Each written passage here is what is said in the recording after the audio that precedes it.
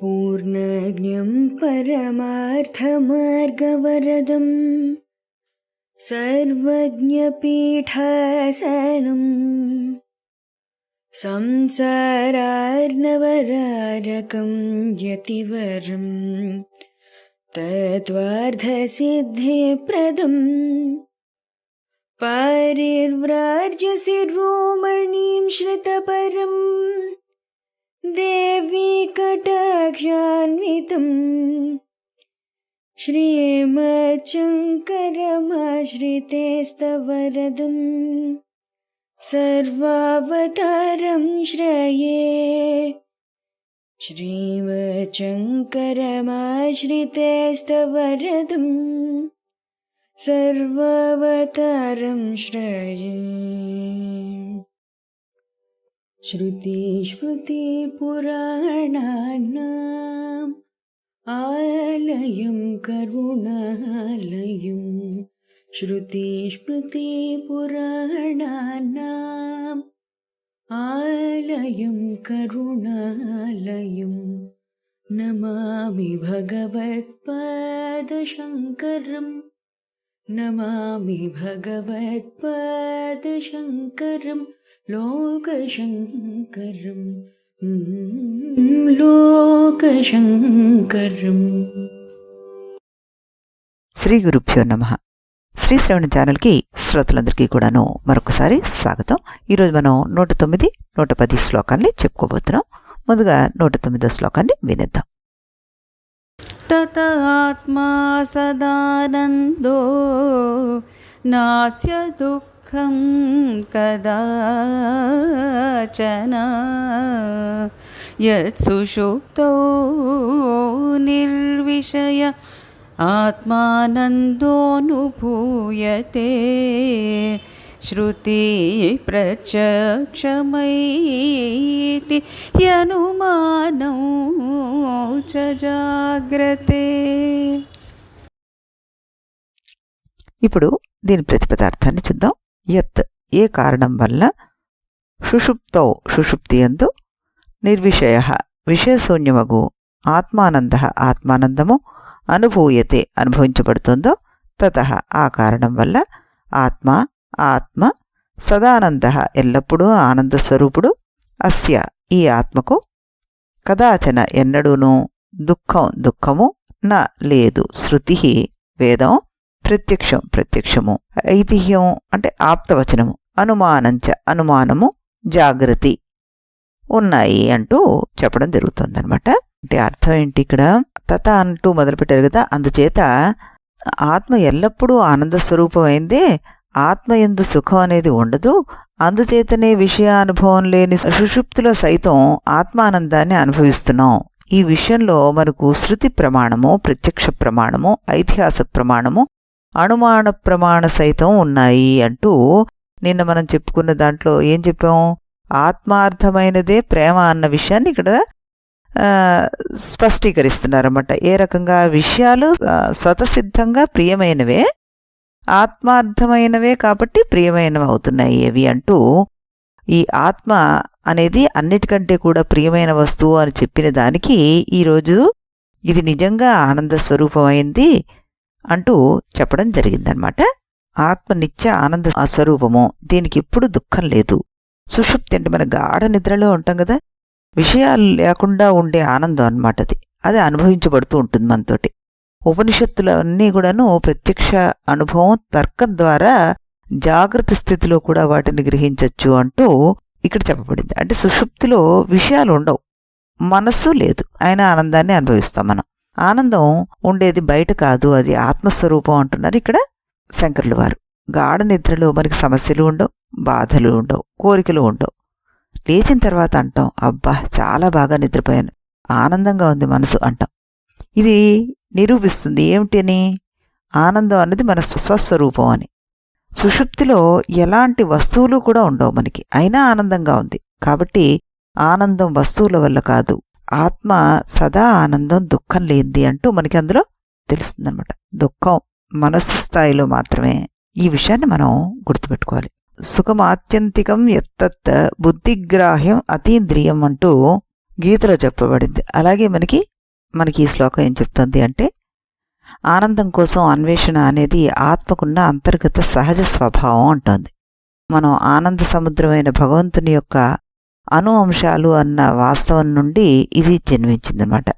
ఈ విషయం ధృవీకరించడానికి మనకి 5వ అధ్యాయంలో కూడాను 21వ శ్లోకంలో ఎన్నో వేదశాస్త్రాల నుండి అక్కడ వాక్యాలను చెప్పడం జరిగిందనమాట. భగవంతుణ్ణి అనంతమైన ఆనంద స్వరూపంగా పేర్కొంటూ మనం రసోవై సహ రసం హే వాయం లబ్ధ్వానందీ భవతి అంటూ తైతరోపనిషత్తు చెప్తే, భగవంతుడు స్వయంగా ఆనందమే, జీవాత్మ ఆయన్ను పొందగానే ఆనందమయం అవుతుంది అంటూ ఆనందమయో అభ్యాసాత్ అంటూ బ్రహ్మసూత్రాలు చెప్తే, యథార్థమైన ఆనంద స్వరూపమే భగవంతుడు అంటూ సత్య జ్ఞానానంతానంద మాత్రైక రసమూర్తయ అంటూ భాగవతం చెప్పడం జరిగింది.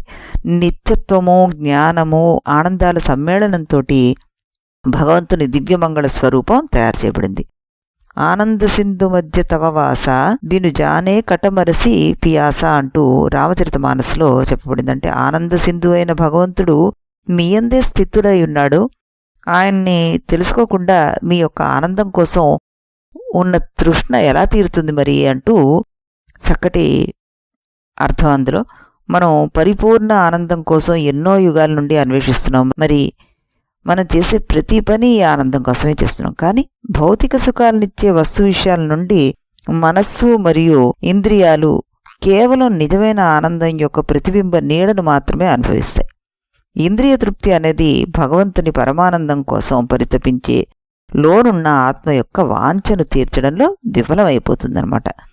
మనస్సు భగవంతుని యందే ఏకమై ఉన్నప్పుడు ఆత్మ వర్ణింపశక్యం కాని ఉత్కృష్టమైన ఇంద్రియాతీతమైన ఆనందాన్ని అనుభవిస్తుంది. చక్కటి అర్థాన్ని కలిగి ఉన్నటువంటి శ్లోకం ఇది. ఇక్కడ చెప్పదలుచుకున్నది ఏమిటి అంటే, మనకి గీతలో 2వ అధ్యాయంలో కూడాను మనకి సుఖదుఖాలకు అతీతంగా ఉన్నవాడు అమృతతత్వాన్ని పొందుతాడు అంటూ నిర్ధారించారు కృష్ణ పరమాత్మ. మాండూక్యోపనిషత్తులో యత్ర సుప్తో నా కంచన కామం కామయతే నా కంచన స్వప్నం పశ్యతి తత్ సుషుప్తం అన్నారు. సుషుప్తిలో హాయిగా ఏ కోరికలు లేవు, స్వప్నము లేవు. ఆనందో బ్రహ్మేతి వ్యజనాత్ ఆనందాధ్యేవ కల్విమాని భూతాని జాయంతే ఆనందేన జాతాన్ని జీవంతి ఆనందం ప్రయత్నాభిసంవిశంతి అంటూ చెప్పడం జరిగిందనమాట. అంటే ఆనందమే బ్రహ్మ, ఆనందం నుంచే సృష్టి, ఆనందంతోనే జీవనం, చివరికి ఆనందంలోనే లయము అంటూ చెప్పడం జరిగింది. లోతైన విషయం ఏంటంటే, జాగ్రత్త విషయాలతోటి ఆనందాన్ని సూచిస్తుంది, స్వప్నం మనస్సు ఆనందపడేలా చేస్తుంది, సుషుప్తి నిర్విషయ ఆనందాన్ని పొందుతుంది అన్నమాట. ఈ 3 స్థితులకు ఆధారం ఆత్మ ఆనందమే. ఆనందం కోసం మనమేమో ఇప్పుడు బయటకు పరుగులు తీస్తుంటాం, వస్తువులపైన సంబంధాలపైన ఆధారపడి ఉంటాం. తాత్కాలిక సంతోషం కలుగుతుంది, దీర్ఘకాల అసంతృప్తి ఉండిపోతుంది మనకి ఇందులో. నిజమైన ఆనందం నా లోపలే ఉంది అన్నది మనకి సరి అయిన దృష్టి ఉంటే తెలుస్తుందన్నమాట.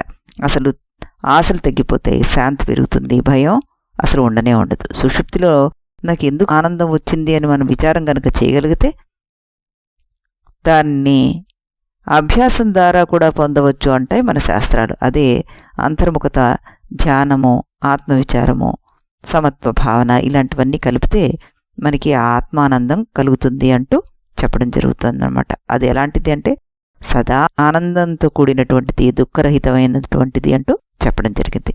చక్కటి శ్లోకాన్ని మనం వినడం జరిగింది. ఇప్పుడు మనం ఇంకొక శ్లోకాన్ని కూడాను వినేద్దాం.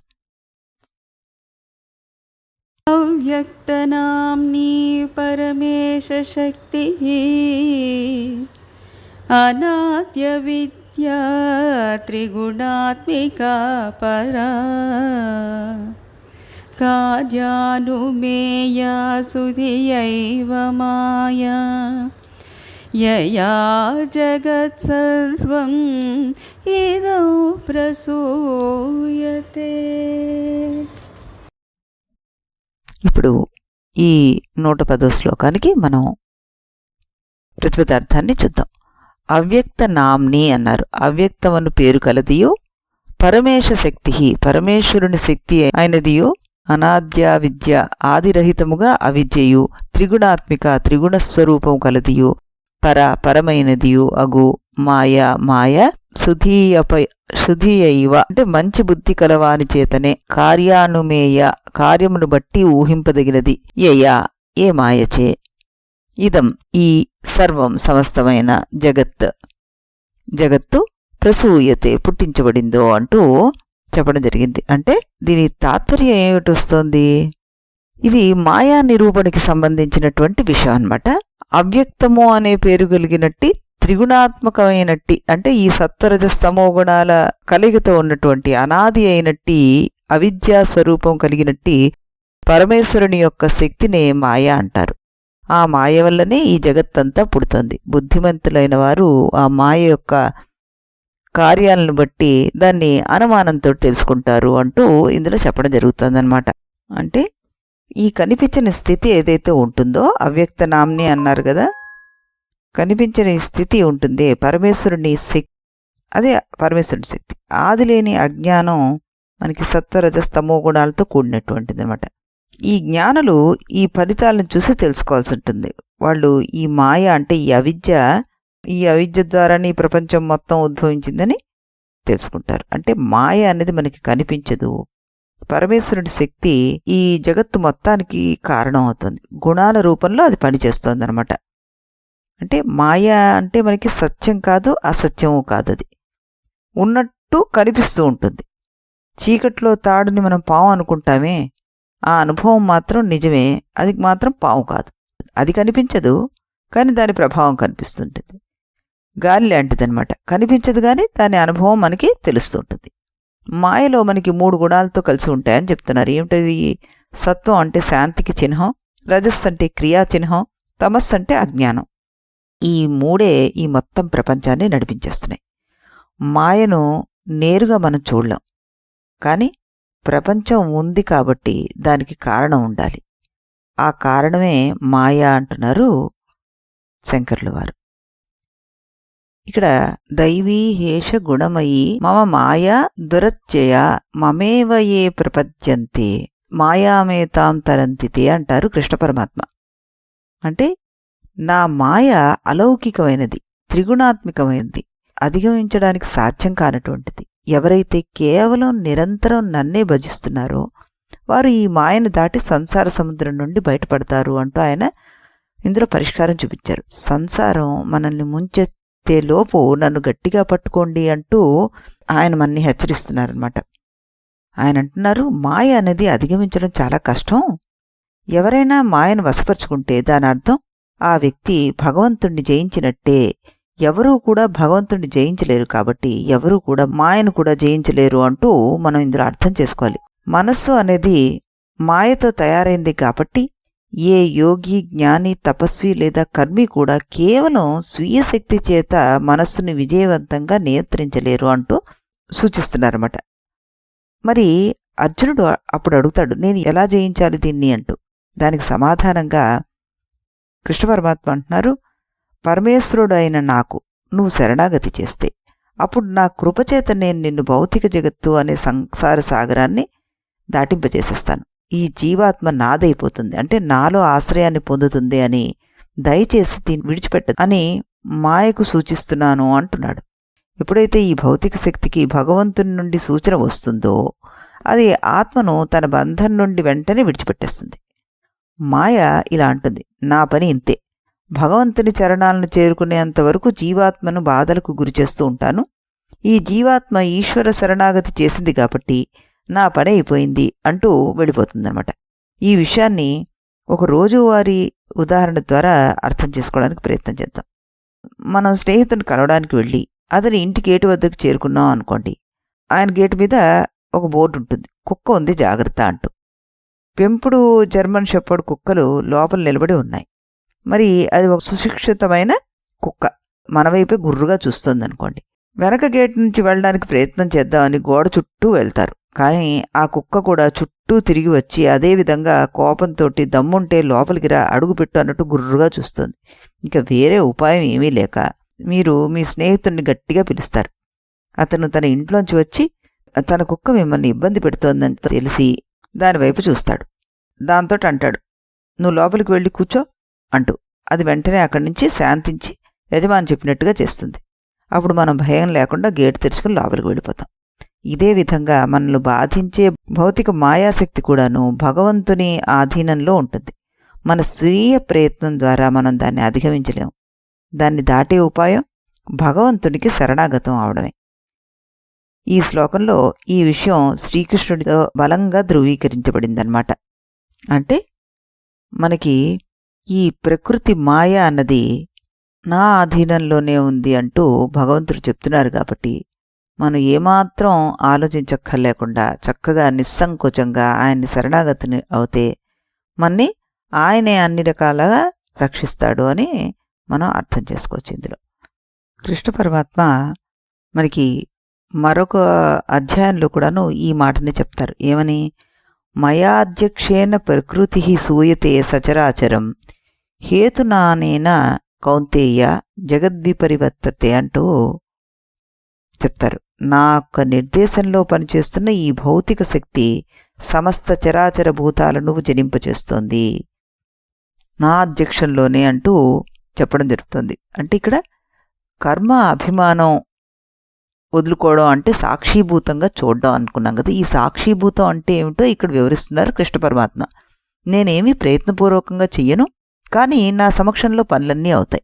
ఒక గదిలో కాంతి ఉంటే ఆ గదిలో జరిగే పనులన్నింటినీ ఆ కాంతి ప్రకాశింపజేస్తుంది. అంటే కాంతి ఉండడం వల్లే ఆ గదిలో అనేక పనులు జరుగుతున్నాయి. కానీ కాంతి ఎలాంటి పని చేయడం లేదని చెప్పుకున్నాం మనం. ఆ గదిలో మంచి పనులు జరగవచ్చు, చెడు పనులు జరగవచ్చు. కానీ ఆ పనుల యొక్క మంచి కానీ చెడు కానీ ఈ కాంతికి అంటదు. కాంతి ఏమీ పని చేయట్లేదు అంటే ఆ గదిలో లైట్ ఎందుకు, దండగాని లైట్ ఆపేయచ్చు. కాంతి లేకపోతే పనులు జరగవు. కానీ కాంతికి కర్మఫలం అంటదు. దీన్నే సాక్షిభూతత్వం అంటారు. భగవంతుడు తానే స్వయంగా జీవస్వరూపాల్లో సృష్టిలో పాలు పంచుకున్నాడు. తన యొక్క వివిధ రకాలైన శక్తులు వివిధ పనుల కోసం నియమింపబడిన జీవాత్మలు ఆయన అధీనంలో ఆయా పనులు చేస్తూ ఉంటాయి. మనకి మామూలుగా చేసుకుంటే ఒక దేశ రాష్ట్రపతి తన ప్రభుత్వంలోని అన్ని పనులు తానే స్వయంగా చేయడు కదా. ఆయన కింద అనేక విభాగాలుంటాయి. వాటి పనులు నిర్వహించే అధికారులు ఉంటారు. ఆయన ప్రభుత్వం యొక్క జయాపజయాలు ఆయనకి ఆపాదిస్తుంటారు. ఎందుకంటే తన అధికార పరిధిలో ప్రభుత్వాధికారులను తానే పురమాయిస్తాడు కాబట్టి. అదేవిధంగా ప్రప్రథమంగా పుట్టిన బ్రహ్మ మరియు భౌతిక శక్తి ఆ యొక్క సమస్త జీవరాశుల సృష్టిని నెరవేరుస్తారు. వీరు భగవంతుని అనుమతి ప్రకారమే పనిచేస్తారు కాబట్టి ఆయనను సృష్టికర్త అంటారు అంటూ భౌతిక శక్తి సచరాచర భూతాలని జనింపజేస్తుంది. అంటే ఈ మాయ నా చేత జనింపబడింది కాబట్టి దాన్ని జయించాలంటే మనం అంబరీషుడు కథలాగా దుర్వాస మహర్షి మళ్ళీ వచ్చి అంబరీషుడినే శరణు వేడాడు. ఆ రకంగా ఇక్కడ మనం ఆ మాయను సృష్టించిన ఈ భగవంతుడినే శరణు వేడితే మన్ని దాని నుంచి ఆయన దాన్ని నువ్వు పక్కకు వెళ్ళు, వీళ్ళని నాలో నేను ఐక్యం చేసుకుంటాను అంటూ చెప్పడం జరుగుతుందనమాట. చక్కటి శ్లోకాలను ఈరోజు వినడం జరిగింది. మనం మళ్ళీ రేపు ఇదే సమయానికి ఇదే ఛానల్లో కలుద్దాం. అంతవరకు సెలవు.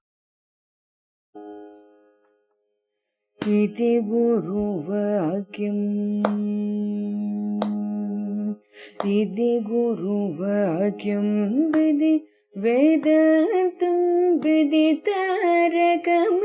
ब्रह्ममु इति गुरुवाक्यम् विधि वेदान्तं विदितारकमिति ब्रह्ममु इति मोदलिदि नडुमिदि तुदि తెలిసిన వాడెవడుగా ఇది మొదలిది నడుమిది తుది తెలిసిన వాడెవడుగా ఇది గురువాక్యం విధి వేదాంతం విదితారకమితి